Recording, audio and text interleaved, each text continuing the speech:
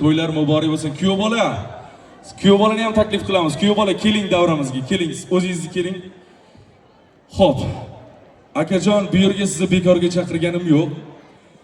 Erkak kishi, ya'ni o'g'il bola dadasiga, akalar, mana eshityapsizlar meni?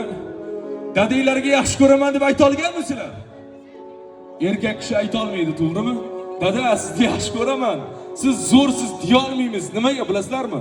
Chunki otani salobati bosar ekan. Otadan hayiqamiz-ku, otani salobati bosar ekan, yuziga qarab, dada, sizni yaxshi ko'raman. Siz zo'rsiz deya olmas ekanmizda. Bir ota o'g'lini oldiga kelib, o'g'lini yelkasiga qo'lini qo'yib, "O'g'lim, dunyoda kim zo'r?" desa, "Men zo'rman, dada" debdi o'g'li. O'g'lim, dunyoda kim zo'r? Aytyapman-ku, dada, men zo'rman. Ota biroz ranjib, "O'g'lim, 3-marta so'rayapman. Dunyoda kim zo'r?" desa, "Menman zo'r, dada" debdi.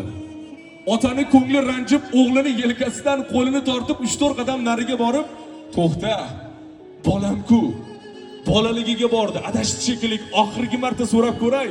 O'g'lim, oxirgi marta so'rayapman.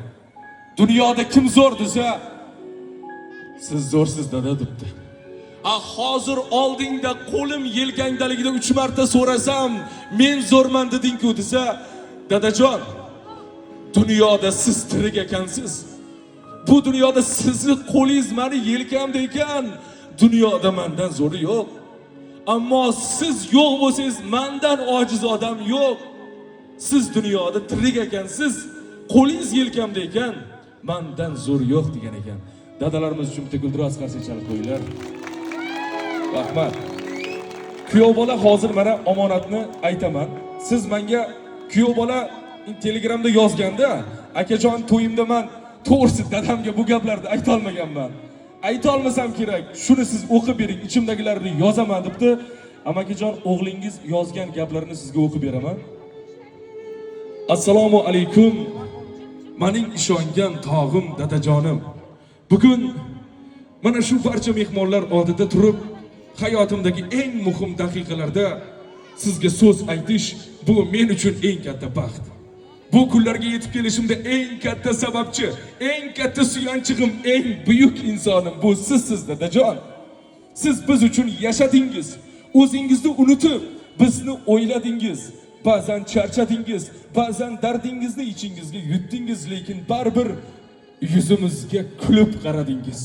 Biz och qolmaylik, kam bo'lmaylik, boshimiz egilmasin deb tinim bilmay mehnat qildingiz. Sizning har bir ter tomchingiz bugun mening baxtimga aylangan, dada. Dadajon, siz menga faqat ism bergan ota emassiz. Siz menga hayot berdingiz. To'g'ri bilan noto'g'rini ajratishni o'rgatdingiz. Erkak bo'lish nimani anglatishini, mas'uliyat nima ekanini, so'zda turish qanday bo'lishini o'z hayotingiz bilan ko'rsatdingiz.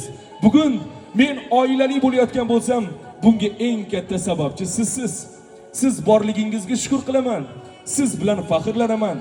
Orqamda tog'dek turgan otam borligini bilish bu dunyodagi eng katta boyligim. Sizning duolaringiz meni har qadamimda asrab kelganini yuragim bilan his qilaman. Inshaalloh, dadajon, men sizni yuzingizni hech qachon yerga qaratmayman. Sizga munosib farzand bo'lishga harakat qilaman. Dadajon, siz ham men bilan faxrlanadigan kunlar keladi. Hali oldinda ko'p yaxshi kunlarimiz bor, dadajon. Nabiralaringizning kulgisini eshitadigan, quvonchdan ko'zingiz yoshlanadigan, butun oilamiz bilan bir dasturxon atrofida jam bo'ladigan kunlarimiz ko'p bo'ladi inshaalloh. Yana shunday quvonchli paytlarda mana shu aziz insonlarni chaqirib, birga kulib, birga shukrona qilib nishonlaymiz, dada. O'sha paytlarda ham yonimda siz bo'ling. Yaqinlarimiz, barcha yaqinlarimiz baxtiga sog' bo'ling. Bugungi kunim uchun, tarbiyangiz uchun, bergan mehringiz uchun, qilgan har bir fidoyiligingiz uchun sizga ming rahmat, dada. Borligingizga shukr. Alloh sizni boshimizda omon saqlasin. Sog' salomat uzoq umr bersin. Men so'zimning oxirida yana bir gapni aytaman. Chin yurakdan, butun vujudim bilan aytaman. Dada, sizni yaxshi ko'raman.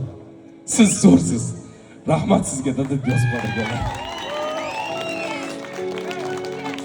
Endi mana shu joyda bitta guldiroz bo'lsin qalsak. Rahmat. Amakijon, hozir mana shu joyda men o'g'lingizga yuzlanaman. Kuyov bola, sizga savol. Siz zo'rsiz dada qo'shig'ini aytishdan oldin bitta savol bor. Faqat vijdonan aytavering. Ko'p narsani aytdingiz, faqat xalq oldida ayting demoqchiman-da. Dadangizlarga oxirgi marta qachon sizni yaxshi ko'raman deb aytgansiz, to'g'risi? Aytasiz, iloji yo'q. Ayta olmagan. Erkak kishi ayta olmaydi, biz ham ayta olmaganmiz, ko'rdingizmi? Lekin albatta bu quvonch ko'z yoshlari. Mana shuncha xalqning oldida, mana shu kameraning oldida men ishonaman, hali 40-50 yildan keyin mana shu to'yni, mana shu joyni qayta ko'radigan joyi bo'ladi. Hozir shuncha xalqning oldida. Dada, sizni yaxshi ko'raman. Siz zo'rsiz deb berasiz. Marhamat. Dada, sizni yaxshi ko'raman. Siz meni qirolimsiz, dada. Gap yo'q, bitta qarsak bo'lsin. Gap yo'q. Mana bu qo'shiq siz uchun. O'g'lingiz nomlaridan siz zo'rsiz dada. Bitta davralarimiz bor. Marhamat.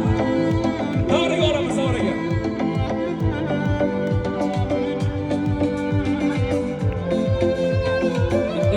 Yashaylar.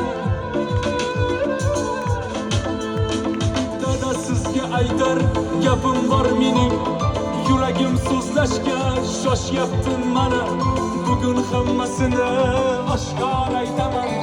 Eng zo'r insonim siz o'zingiz dada. O'rganaman sizdan aql va odobni. Dunyodan qimmatroq boylik bor menda. Allohga shukrlar, sizdek otani men otatilik